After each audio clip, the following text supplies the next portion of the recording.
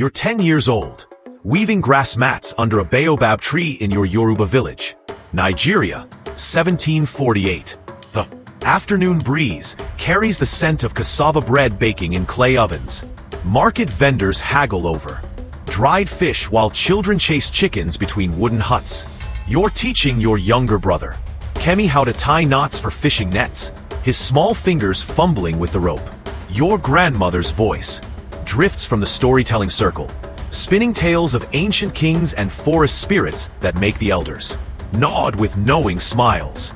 This is your world. Coconut palms swaying like dancers, the steady rhythm of pestles grinding millet, women singing work songs that echo across red earth. You dream of becoming a griot like grandmother, carrying the sacred stories forward. Life is tough, calloused hands, empty bellies during dry season, but it belongs to you. Until the morning, everything burns. The attack comes with sunrise, violent as a lightning strike. Wooden houses explode in orange flames, throwing sparks into the gray dawn sky. Armed raiders, some with dark skin like yours, others pale as dried bones, thunder through on horseback, their muskets cracking like breaking trees. European slave merchants direct the chaos while local collaborators point out hiding spots. Your brother's hand slips from yours as rough arms drag him screaming toward iron cages on wheels. You scramble behind a pile of yam baskets, heart hammering against your ribs like a trapped bird. But your cousin Folake sees you crouching there. Her baby sister dangles unconscious in a slaver's grip, blood trickling from her scalp. There, take her instead, Folake shouts, her fingers stabbing toward your hiding place. The words hit like a machete to the chest, betrayed by family for a stranger's survival. Heavy hands seize your shoulders, cold shackles snap around your wrists, metal teeth biting into young skin. You scream for grandmother, but smoke swallows your voice. As they drag you into the forest, she presses a carved wooden amulet into your palm. Remember our songs, Amara, she whispers through tears. Then the flames devour her figure. The forest march stretches like a nightmare. 200 miles through thorns that shred your feet raw. The air tastes of salt and suffering. Fellow captives stumble forward in chains, some falling to never rise. Again, your wooden amulet becomes your anchor. Grandmother's carvings worn smooth by desperate fingers. The storytelling dreams feel like someone else's life now. Welcome to the slave trail, where hope goes to die and childhood ends with the first step. The march ends at Lagos Fortress, a stone giant squatting beside crashing waves. They shove you into underground cells where darkness swallows sound. The air chokes you with the stench of human waste and rotting flesh. Bodies press against yours in the blackness, some burning with fever, others already growing cold. A teenage girl named Efua slumps beside you, dysentery claiming her before dawn.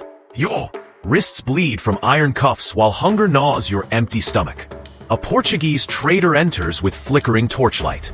He grabs your jaw, pries open your mouth to examine teeth like your livestock at market. Strong enough, he grunts, and a red-hot brand sears into your shoulder blade. You scream until your throat tears, the smell of burning flesh filling your nostrils. They call you Rosa now, stripping away Amara like discarded cloth. You clutch the wooden amulet, whispering grandmother's name to keep her memory breathing in this tomb of stone and despair. In the darkness, an older woman named Asha slides you a handful of rotten mush. We're planning something, she hisses, nodding toward the ship anchored beyond iron bars. A revolt. Your heart leaps with desperate hope. Freedom or death. Finally a choice worth making. But Asha's eyes fix on your amulet. Give it to me, or you're out, she demands. Trust another potential betrayer? Your stomach twists with doubt. Welcome to Lagos Fortress, where hope dies slowly and trust becomes a luxury you can't afford. You're chained in a slave ship's belly, a floating coffin tossed by angry seas. The space is so cramped you can't sit upright, knees jammed against someone's backbone.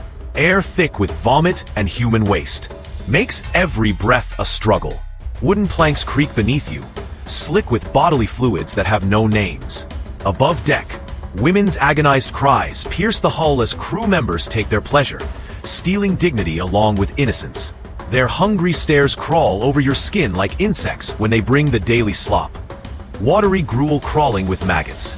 Your grandmother's amulet cuts into your palm. The only thing keeping madness at bay. You traded it to Asha for inclusion in the revolt, but she pressed it back into your hands before the guards chained you. Here, tonight, she had whispered, when stars hide. Now Asha slips you a bent nail and whispers, work the chain's weak link.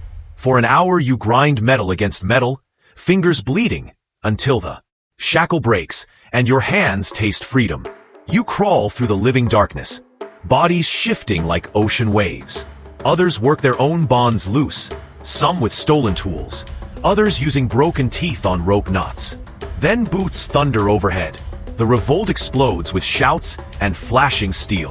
Asha appears with blood streaking her face, a dead sailor's cutlass in her fist. The deck, she screams, but musket blasts answer her call. The crew was ready, always ready. Blood splashes across wooden planks like spilled wine, and they drag Asha to the rail. She fights to the end, screaming defiance as they feed her to the sharks.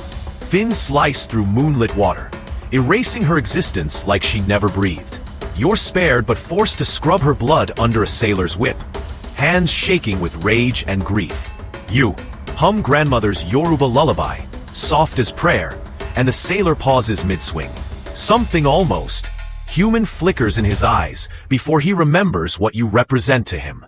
Your voice becomes your weapon, cutting through this floating hell.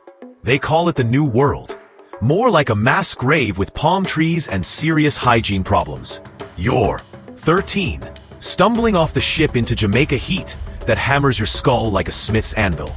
The port explodes with chaos, auctioneers shouting prices, plantation owners circling like vultures over fresh carrion. Auction blocks rise like gallows against the Caribbean sky.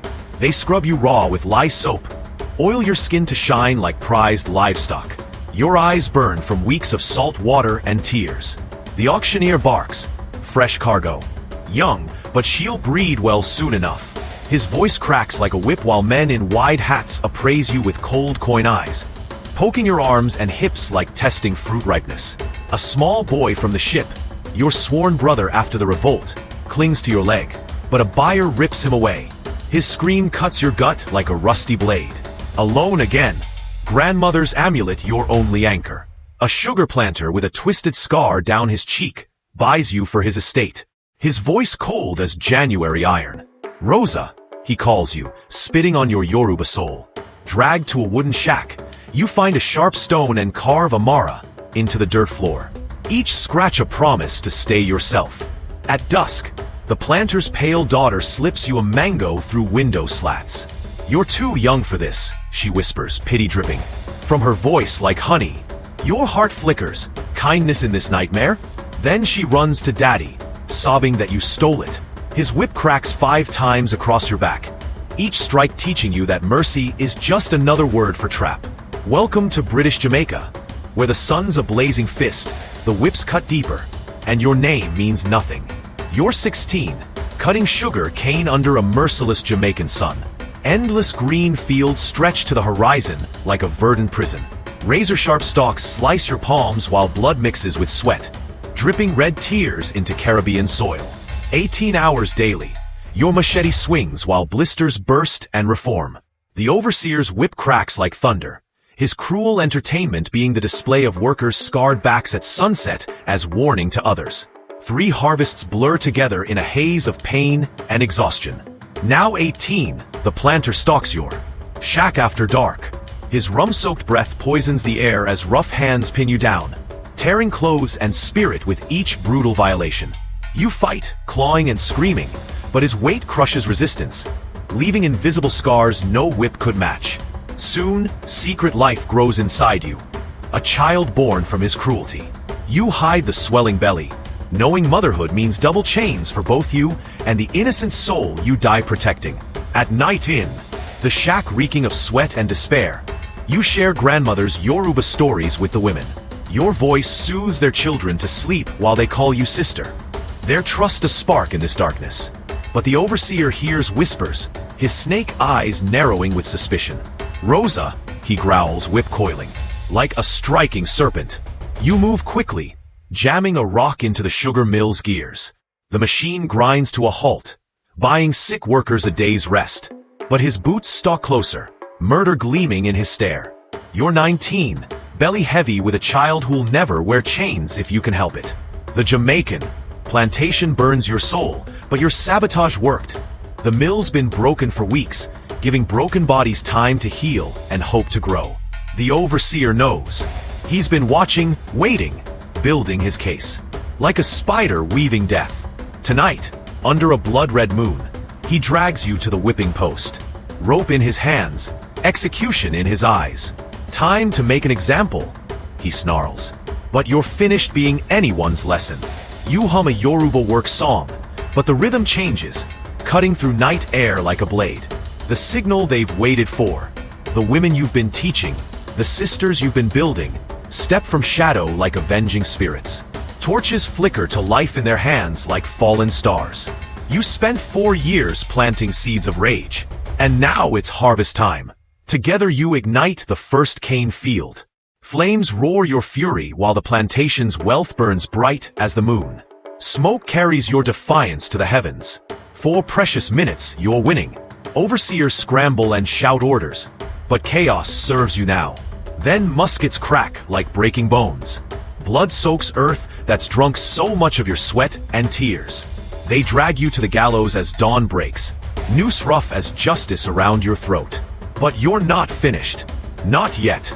As the rope tightens, you sing grandmother's lullaby loud and strong, shouting Amara to the stars. The crowd gasps, the overseer hesitates, but hemp steals your breath. Your body falls, but your stories don't. The human whisper them to their children. Your name carved in their hearts, seeding fires that will outlive this hell. They thought they silenced you. Surprise! Your voice burns louder than their sugarcane. The plantation flames fade, but you, Amara, burn eternal. You were 19, a mother-to-be who defied chains with stories and fire. Your name echoed louder than whips, carved in dirt and hearts, sparking a legacy that outlived every plantation scar and shackle around your ankles. Your lullabies still hum in the African diaspora, from Jamaica to today's festivals. They tried to erase you, but your voice still cuts like a machete through their lies.